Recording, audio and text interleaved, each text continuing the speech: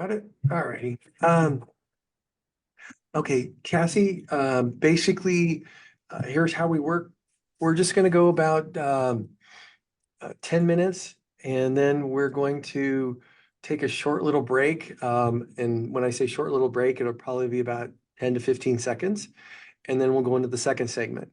Our basically, we record everything without adding in commercials. I do have to read some things for our syndicators, but that's pretty much it. Okay. So we should be done hopefully by about 12:05. Is that okay? Yeah, that should be fine. Okay, perfect. Okay. So here we go. I'm just going to give some notes to our editor and we're going to be on the roll. So, Sounds good. okay. Uh, Cameron, I have Cassie. Is it Cassie Happy? Yes. Okay, I have Cassie Happy here. She's with it's WalletHub, right? Yes. Okay. Okay, I will get this right. Okay, so we're episode 163. We're going to get started in five, four, three, two, one. Hello, welcome to the Saving with Steve show, where we talk about the ins and outs of money, pretty much everything under the sun that relates to you having a happier, healthier relationship with money. My name is Steve Sexton. I want to thank you for joining us. Today, we have one heck of an episode. Before we get into that episode, I want to thank you all for sharing us with your friends and family. We've exceeded the 750,000 listener mark, and we're very excited. It still keeps growing, and we don't know why, but we thank you for that. Thank you for sharing us with everybody. Today, we're talking about student loan debt. Currently, there's over 43.4 million borrowers with federal student loan debt, and that totals over $1.63 trillion as of September of this year. Turns out less than 1% of our student loan debt is in delinquent or default, and the Biden administration has been able to reduce some student loan debt, especially for those people who signed up with those companies that were supposed to train, but they got a not a real degree, or the school went bankrupt. So they forgave that debt, which is rightly so. But you know what? We have an expert here from WalletHub. Her name is Cassandra Happe. She's a consumer finance expert, financial literacy advocate with 15 years experience in the credit union industry. And she's here to walk us through what's going on with student loan debt, with, some of these students have large payments. I know my daughter just finished with her bachelor's and her master's. And you know what? That's a $50,000 debt, and her first bill was $600, and thank God she's got a job. But that's a lot larger than she thought. So, Cassandra, welcome to the show. Thanks for being here. Thanks for having me, Steve. So, could you kind of give our audience an overview of what's kind of going on with the student loan industry? You know what? Everybody knows that nowadays when people go to college is really expensive. So, most people can't afford to just write a check. So they have to borrow in order to get in school. But once somebody goes through getting their degree, then they're at a certain point, they're going to have to start making payments. Is that correct? Yes, usually there's a period of time, about 6 months between when you graduate and when your payments typically start. Okay. And then when they start, basically, you know what, student loans are looking at what? They're looking at, like my daughter's is a 10-year type situation. You can actually go longer. They can have higher payments, lower payments. How does that work? Yeah, it really just depends upon what kind of plan you get into with your student loan provider. That's the key thing now is to look at the different plans that are available and see what's going to work best for your budget. Okay. Now, I know there's a study here with the states that have the highest student loan payments. And I see Maryland's on top, then Vermont, then Hawaii, Massachusetts, New Hampshire. There's a lot of, East Coast states other than Hawaii that are in the top 10 there. Is there a reason why those states have larger payments? Is it just because the college system's more expensive there, or students take on more debt, or is there any rationale behind that? I think a big part of it is just that students are taking on more debt, and it just happens to be kind of concentrated in that area. I think it's important to note that, a lot of people go to school out of state from where they live. So even though we're seeing kind of that concentration on the East Coast, I don't think it's necessarily indicative of anything in particular because they could have taken on that debt, on the West Coast or in the Midwest. So it really isn't indicative to, it costs more to go to school here. It's just these people are more likely to struggle now to that moratorium's ended. Okay. So, so I was just thinking about that because my son, we're in California and my son went to a California college and my daughter went to a college out of state, and the out of state tuition is almost twice what the in-state tuition is for California. So I can see where the amount of debt that can be built up, especially if you're going to school out of state, it can be much more significant. So I think that's obviously a choice that people want to make, but it's something to look at when you're looking to finance college, because it's nice to get all the money up front, but when you have to start paying for it, it's a different story. Right. And as you said, the in-state and out-of-state tuition is an important thing to keep in mind out of the gate when you're looking at your different options. If you can get the degree that you want from a reputable college that's in-state, usually it's going to save you a pretty penny. So what I'd like to do is just, start talking about some of the things that people with student loans can do to start paying off the student debt faster. Well, as I mentioned, it's important to really look at your options. If you're looking to pay it off faster, there's options typically available. It just depends upon the student loan provider.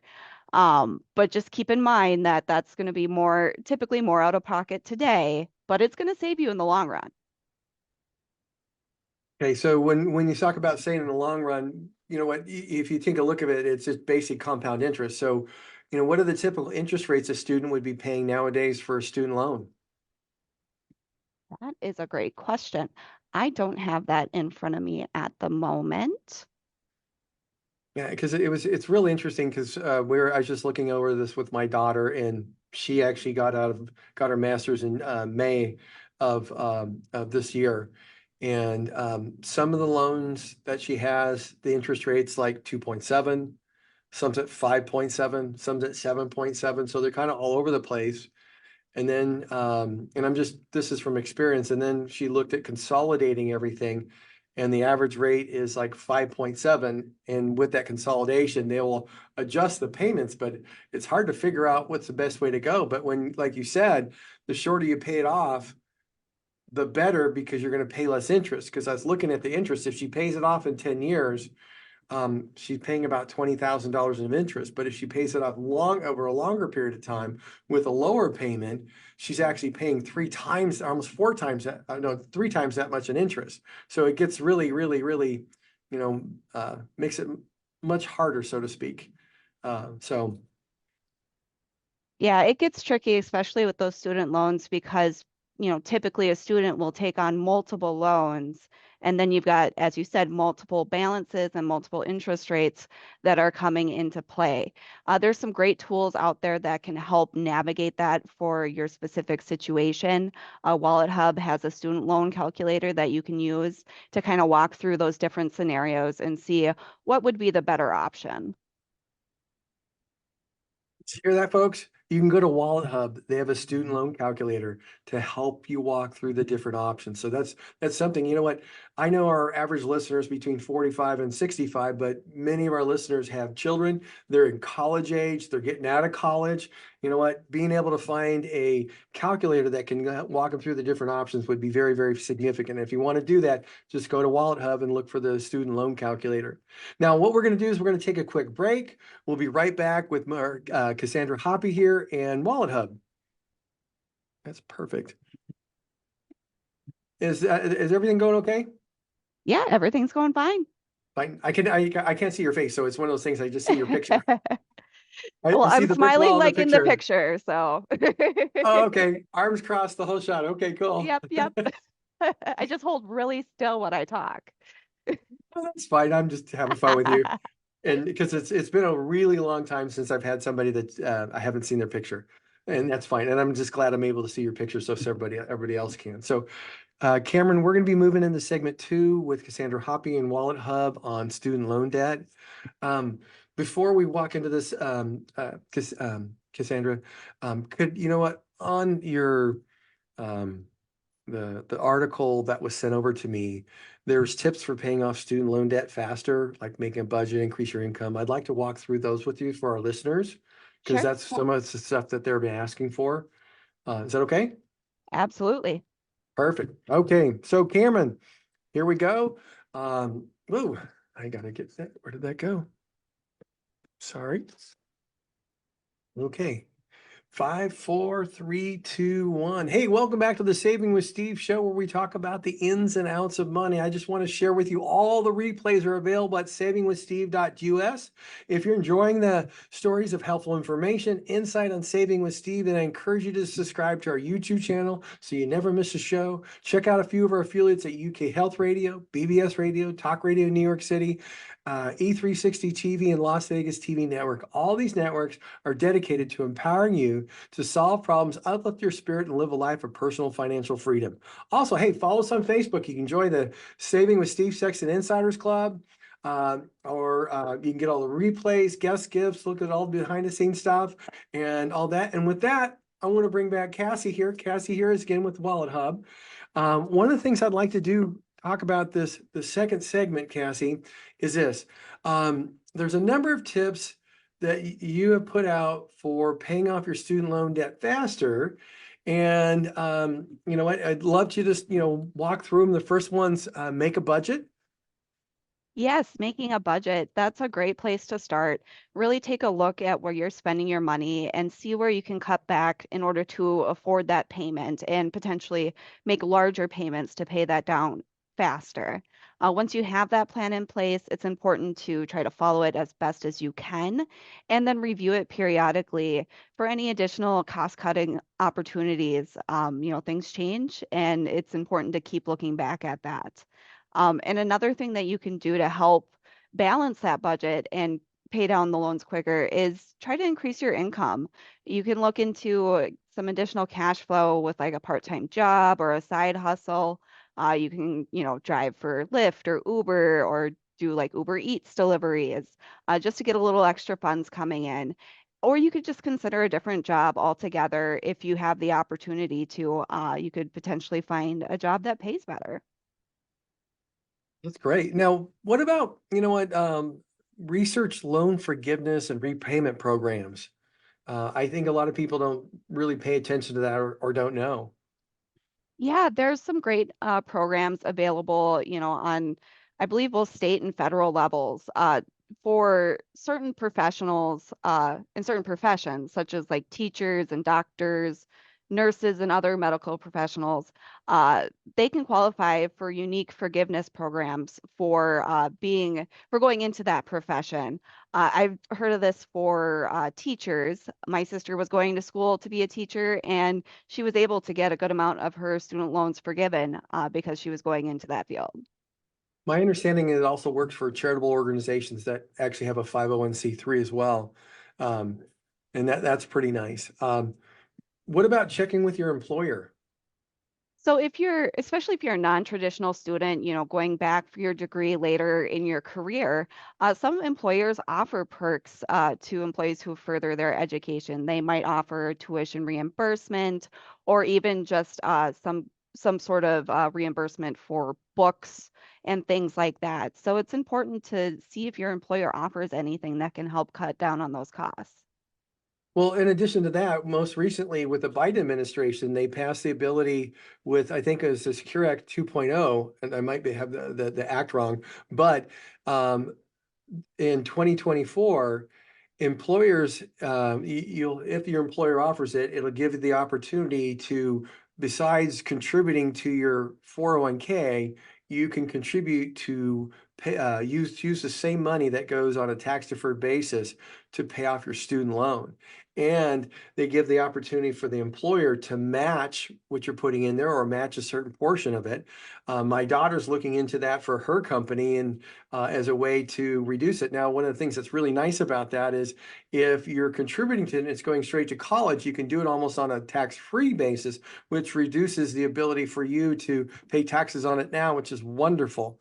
So that's something else to check out. Now, you did talk about checking with your employer.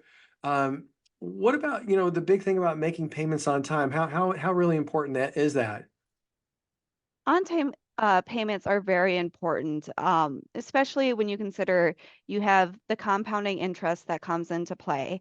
So the longer you have that balance, the more interest is going to compound on that and just keep adding to the balance, even though you're paying it down as well. It just makes it more difficult to keep on that downward track with that balance. And fees are just unnecessary expenses at that point. If you can make the payment on time, it's always best to do that to avoid a fee that's just money coming out of your pocket. Now, what about refinancing student debt? What's the tips for actually doing this? How should people go about doing that? Because there's a lot of how to put it. A lot of people look into this, and sometimes they go to places that charge them a fee, and it's not really all. Um, they don't get that great of a deal that they thought they were getting. So, could you help with some understanding of how this works and what people's options are? So as far as refinancing student debt, I this is really geared towards looking kind of outside of the student loan debt or the student loan sphere. There's other loan options available where you could potentially refinance for as low as 0%, depending upon the balance you're talking about. If it's someone that has a smaller student loan balance, moving that to like a 0% intro APR credit card eliminates that interest that they would be getting charged. So in the long run, that's a much better deal. And there's other options too, depending upon where rates are, that's the biggest thing. You can always look at doing a secured loan using a different piece of collateral that you don't currently have a loan out against. So if you have a car that has some equity in it, you could potentially use that as the collateral to take out a loan at a lower rate if the current rate is lower than what you'd be paying on the student loan. So it's kind of shopping around at that point to see what other loan options are available to potentially refinance. Now, here's the next question, and it's one that's come from our listeners. Um, you know what? There are students that have gotten laid off. They're, not in the best financial situation. Is there options like forbearance or anything like that that students can go back and talk to the student loan providers and possibly, not have to make a payment for a specific period of time and then start payments up again? Is that something that's available there? Yeah, typically there are options, and I definitely encourage people to have those conversations with your student loan provider or any lender. If you get into a sticky financial spot, most lenders will work with you and potentially, uh, you know, go into forbearance or just defer your payments for a few months so you don't have to worry about that additional payment while you're getting back on your feet. So communication is really key. It's not a fun conversation to have, but in the long run, it will end up saving you if you have the conversation as soon as you start having issues. And I agree with you. The key is to have that communication as soon as possible so you don't have to stress about it and you can work out a payment plan. And I think they do a good job with that, especially since right now there's only 1% that are in default or delinquency. So that means the student loans, they really work with you. So make sure you take that step and don't feel like you can't talk to somebody. Now, Cassie, I want to thank you for being here today, shedding light on the student loan situation and what students can do or people who are in the workforce that had a student loan for a long time. And I want to thank WalletHub for just providing the information because without that, people would know. So again, I want to thank you for being here. Thank you for sharing your knowledge and expertise. And is there where can people go? Is it just wallethub.org wallethub.com that people go to? Yes, head over to wallethub.com. We have a lot of great resources, information out there that you can reference. But also, if you're looking to potentially improve your financial situation, you can always sign up for a WalletHub account and take advantage of the free credit monitoring. We check scores daily and update them. So it's a great tool if you're trying to get your finances on track. Cassie, thanks for being with us today. I hope you have a wonderful holiday season, and we'll look forward to seeing you again sometime. Thanks, Steve. Take care. You too. Bye-bye. Bye. Cassie, that was wonderful. Excellent. I enjoyed it. Yeah, you're actually pretty smooth with this. This is great.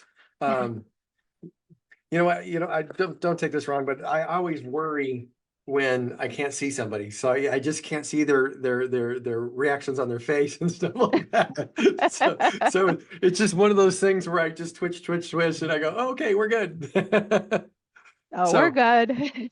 yeah, what is it? We've had a number of like when somebody becomes, we say, hey, we have this guest, we put it out to our viewers, um, our viewers for the show blog or email and say, hey, what kind of questions would you want to ask?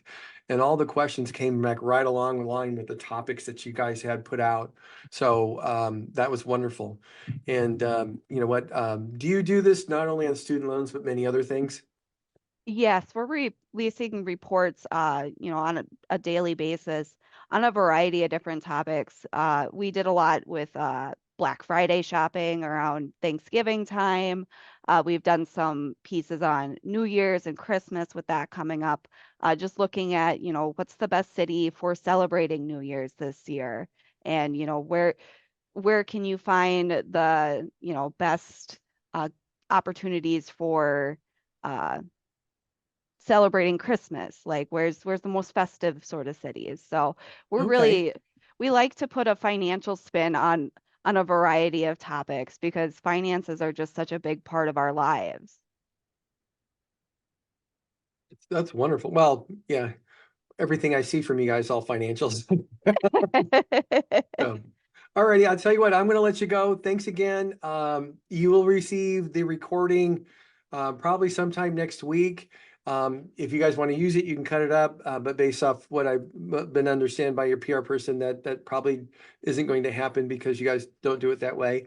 And but feel free to use it if you'd like to. So thanks again, Cassie, for being here. Yeah, thanks for having me, and I hope we can chat again soon. Sounds good. We'll see you then. Bye-bye. Bye. Let's see, here we go. All right. Cameron, we're going to move in. Okay, here we go. Cameron, we're going to be moving into segment 3, where we're going to be talking about planning. So, hello, welcome back to the Saving with Steve show, where we talk about the ins and outs of money. I want to thank you for joining us. Thank you for sharing us with your friends and family. Today's segment, or this one, we're going to talk about planning distributions. Okay. Folks, again, it's that time of year where we're all getting ready for family time, holiday time, spending time with ones we love. Then, of course, those things are going to going around with the big day. Always taxes is jumping up. Like I say every year, when it comes to tax planning, so many people, you know what, look at this and do this in a rearview mirror planning. You know what? We always look in the past. And when we're always looking in the past, the thing we need to do is I want to encourage you, each and every one of you, to start doing your tax planning and look it into the future. So for example, when it comes to distributions, it comes down to the type of account you have and in place and how much money you need to pull from these accounts. So let's take a look. According to Secure Act, changed a few things when it comes to the required minimum distributions that you're going to have to take. Those minimum distributions that push the starting age from 70 and a half, 72, now it's 73, and in 2030 it'll be 75. So one of the thing is when we want to talk about the required minimum distributions, they're called aggregation rules because it's they're an area that there's a lot of confusion. What can be commingled, what can't be commingled, and things like that. So let's take a look at where aggregation is. When it comes to qualified plans, And when I say qualified plans, I'm like the IRAs, the 401ks, the 403bs, the 457s, the thrift savings plans. Those are the type of things that we're talking about right now. And okay, and the IRS is very, very clear on what they say you can commingle and what you have to take separately. So what I mean by this is if, when it comes to the required minimum distribution, the IRS says you have to take out so much money. Okay. And if you have a 401k and you're 73, a 457, a 403b, a TSA, a TSP, or a KEO, you must take out that required minimum distribution separately from each one of those accounts. So for example, let's say you have 200,000, 100,000 in a 401k and $100,000 in a 457. The IRS says that you have to calculate your required minimum distribution out of the 401k and take it separately. And you have to take out you have to calculate it separately in the 457 and take it out separately. If you don't, you get hit with that 25% tax penalty. It's critical that you understand this. This is the reason why there's so much confusion. And I just think it's another way for the federal government to hit you with a gotcha. So, and on top of that, when it comes to these things called qualified charitable distributions, a lot of people, when they start taking their required minimum distribution, or, when they get over 70 and all that stuff, and they have to take the required minimum distributions, they'll say, hey, I don't need it. So, maybe I should give it off to a charity. And, let's say they have to take out 20,000 for the required minimum distribution. Okay, no problem. They got to take out $20,000. But they only need $10,000 to spend.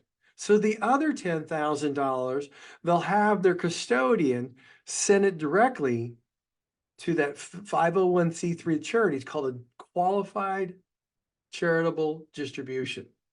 And what'll happen is the money that goes to the charity, you don't even get taxed on. If you have a $20,000 required minimum distribution and $10,000 goes to charity, you're only getting a 1099 for $10,000. And you know what? And the other thing that you want to take a look at is things like this. Net unrealized appreciation. Say if you work for the Ford Motor Company and you bought Ford stock in your IRA and place it in there and kept growing it and growing it and growing it. When you separate from the company or turn 59 and a half, you have the opportunity to use what's called net unrealized appreciation. And what that means is this. Say you paid $100 for that Ford stock when you bought it, okay? And that value of that account has doubled since you've had it. And you're ready to use net unrealized appreciation. And here's the way that works. That net unrealized appreciation works this way, where you take out the whole amount, all the shares of stock, but you're only paying tax on a capital gains end for the appreciation. So that means you're getting $200,000, but you're only paying tax capital gains rates on $100,000. That's the appreciation. Now, if you miss those windows when you separate from the company when you're 59 and a half, what will happen is you've got that $200,000 sitting in your IRA. And you know what? If you withdraw it, you're going to have to pay tax at ordinary income rates on $200,000. So it's a wonderful way to save you a ton of money. It's one of those things that's often overlooked. So you want to talk to your CPA, your advisor, and so on to make sure you can have the opportunity to do that. Folks, I want to thank you for joining us here today on Saving with Steve. Stay safe, stay healthy, have a happy holiday season, and we'll see you next time. Bye-bye.